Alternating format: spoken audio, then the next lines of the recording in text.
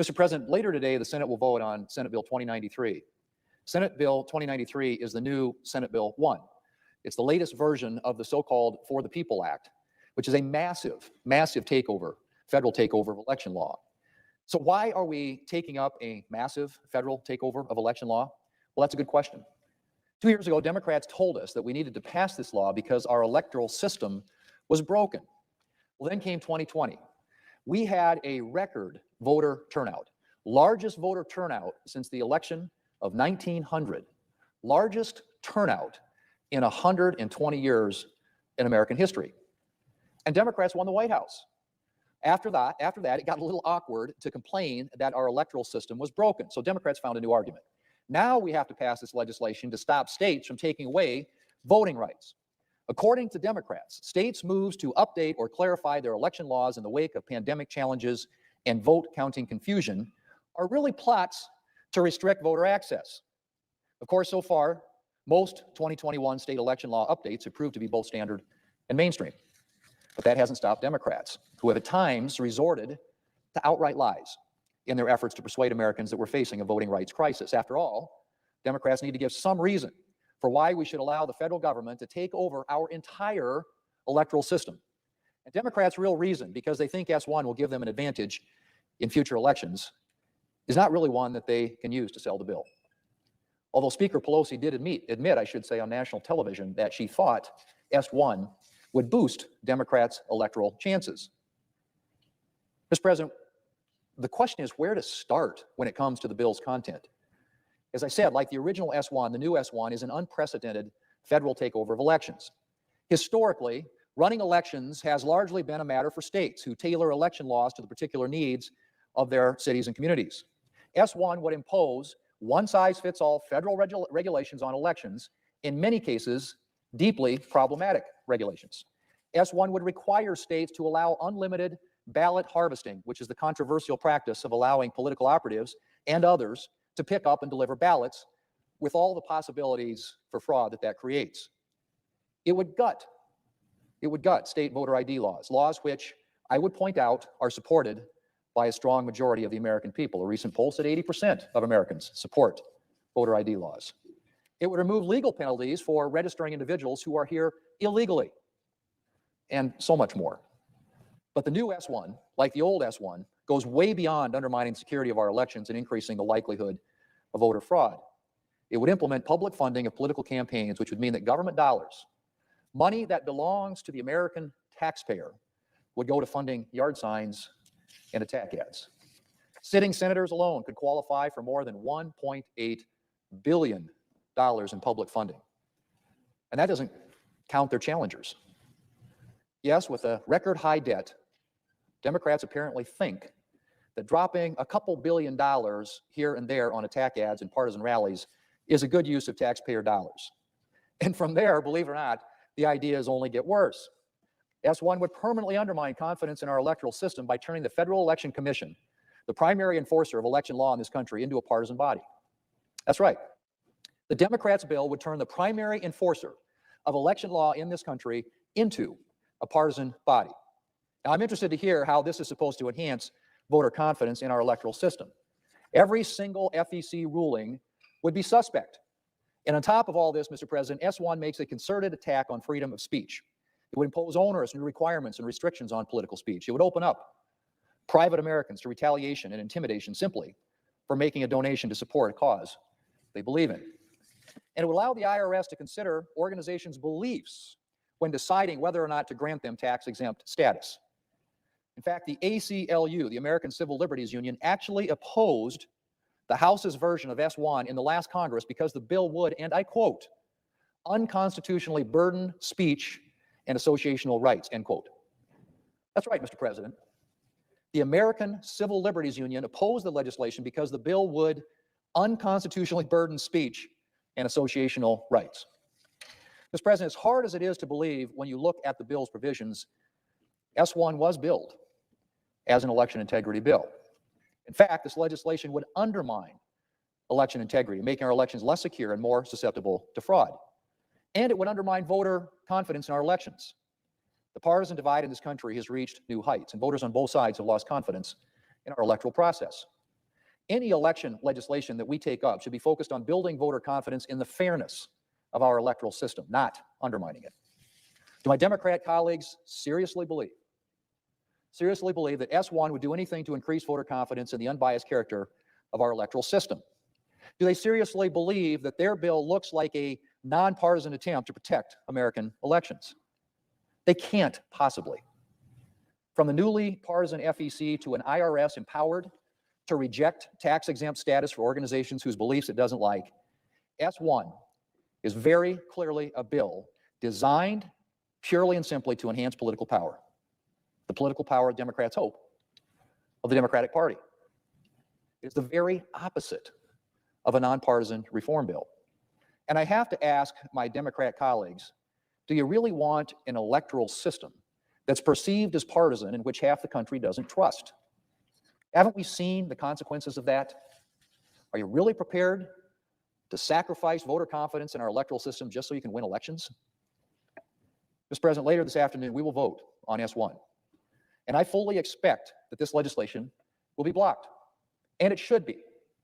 The Senate's rules, which require the agreement of 60 senators to move forward to consider legislation, were designed for times just like these.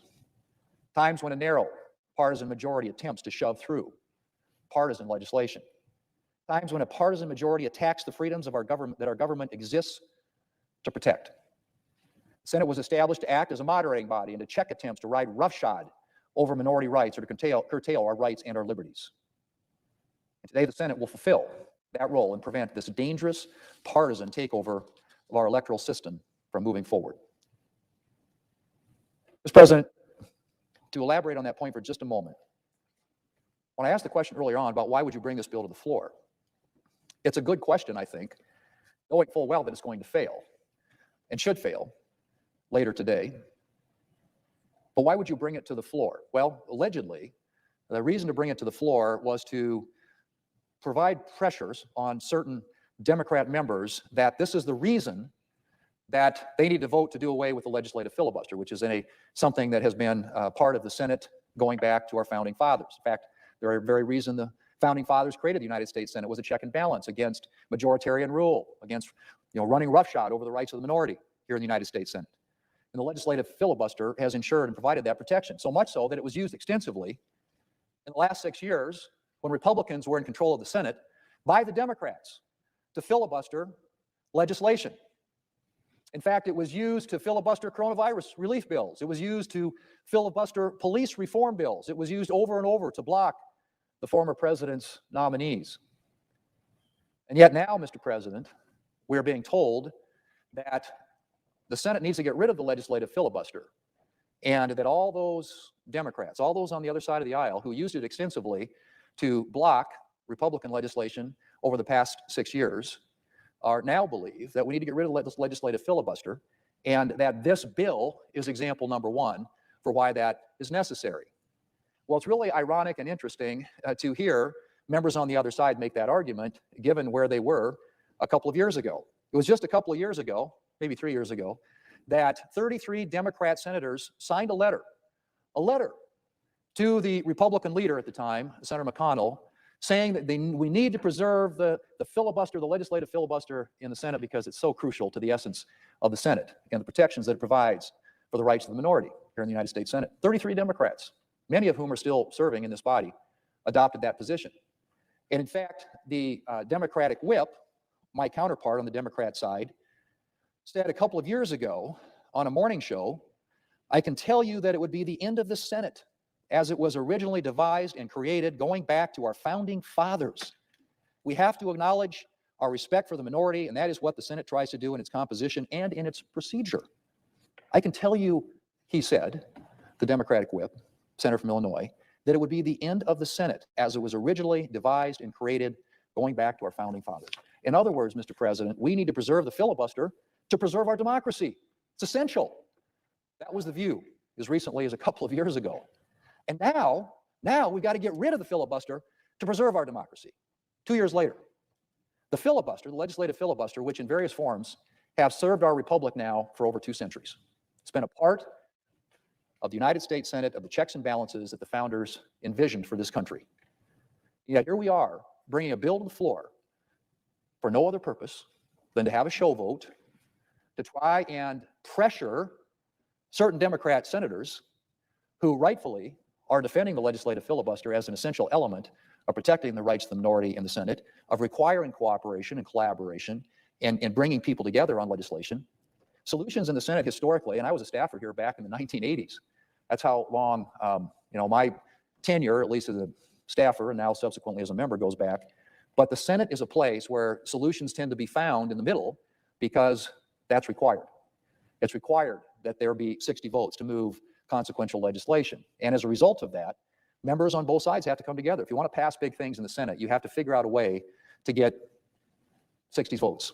And right now, that would require, in the Senate, if you had every Democrat, 50 Democrats, you'd have to get 10 Republicans. As was the case when we had the majority in the Senate, we had to get 7 Democrats to do anything. And so in order even to move essential legislation like a coronavirus bill, we had to reach out to the other side. And it forced that compromise, that collaboration, that willingness to come together and work in a bipartisan way on solutions that are durable for this country. And Mr. President, it was really interesting in this Washington Post op-ed by Senator Sinema, where she points out, makes that very point, that if you can do something at 51 votes today, and one side blows up the rules in the Senate, that when the majority changes, and it always does in the Senate, and she points out that sometimes when you get in the majority, you think you're going to be there forever. Well, I've been here long enough to have been in the majority, in the minority, in the majority, and in the minority again. It goes back and forth. So what are you going to do then the next time the Senate majority flips? And all those things that the other side thinks are awful, awful ideas that the Republicans have, and they would love to be able to block them, or at least force Republicans to come to the table and negotiate a solution that would require some bipartisan participation to get to 60 votes. What are you going to do then? Where we have 51 votes, when one side gets the majority, 51 votes, and we go back and forth, and we have this policy, this sort of kind of policy roller coaster that provides no certainty, no predictability, and certainly gets away from the checks and balances that the founders intended. Mr. President, the filibuster, the legislative filibuster, the rules of the Senate, the procedures of the Senate are designed to protect and preserve democracy, not to undermine it. What undermines it is cynical attempts to try and use a piece of legislation that the leadership on the other side knows is going nowhere and bring it to the floor for a show vote to put pressure on Senate Democrats who, as I said, rightfully are defending that very procedure, which has worked so well to their advantage for the past 6 years. And now we're told the reason they have to change it is because Republicans are being so, we're not cooperating, we're not, we're sticks in the mud, we're stopping and blocking things. we haven't even been in the minority now for 6 months. We spent the last 6 years in the majority as the other side extensively, and I emphasize extensively because any study of the data would suggest that, to block Republican initiatives, to force Republicans to come together to find 60 votes. That was their position and posture for the past 6 years, including 33 Democrat senators who, as recently as 3 years ago, sent a letter to the Republican leader saying that we've got to protect the legislative filibuster. Statements like the one made by the senator from Illinois, that doing away with the filibuster would end the Senate as it was originally devised and created, going back to our founding fathers. One of the essential elements of this republic, constitutionally, was the need for checks and balances. And the bicameral creation of the founding fathers, the House, which is based upon the majority, 2-year terms, designed to reflect the will of the people, was created, the balance and the check that was created against that was the United States Senate with 6-year terms, where you have procedures and rules that make it more difficult and challenging, that force this place to be more deliberative, to be more compromising, to consult and to work together. And so what we're doing today, you're going to get up and my colleagues on the other side are going to talk about how critical it is that we do this because all these states are enacting these terrible, terrible election reforms, as I said earlier, most of which, at least from what I've seen, are very mainstream and consistent with what the founders designed in our Constitution, and that is for states to have principal primacy when it comes to controlling and regulating elections in this country. But as I said, it was argued 3 years ago, in 2019, when this bill was introduced, that it needed to be introduced because we've got to do something to increase participation in our elections. that we really need to encourage people to be more active in our elections. We got to get people to vote, which they did in record numbers. Biggest turnout since 1900, biggest voter participation in the 2020 election, literally in 120 years in American history. So now they introduced the bill this year, and the stated reason is we've got to do this to stop all these states who are adopting these legislative solutions that are going to make it more difficult for people to vote. Well, all I can say is the rationale for what we're doing today changes depending on the year, depending on the election, but the goal is the same, and that is to create a permanent political advantage for one party. That's all this is about. And to persuade and pressure certain Democrat senators to do away with one of the fundamental elements of the United States Senate in the form of the legislative filibuster. Mr. President, I hope this vote will make at least some Democrats think twice about the wisdom of permanently politicizing our electoral system, and that it will encourage them to make sure that any future election reform proposals are genuinely bipartisan in nature. Unfortunately, I think it's more likely that Democrats are going to use this vote to argue for destroying the Senate's long-standing protections for minority rights. But today at least, the Senate will fulfill its constitutional mandate and act as a check on this attempt to undermine our basic freedoms. Mr. President, I yield the floor, and I suggest the absence of a quorum. Clerk will call the roll.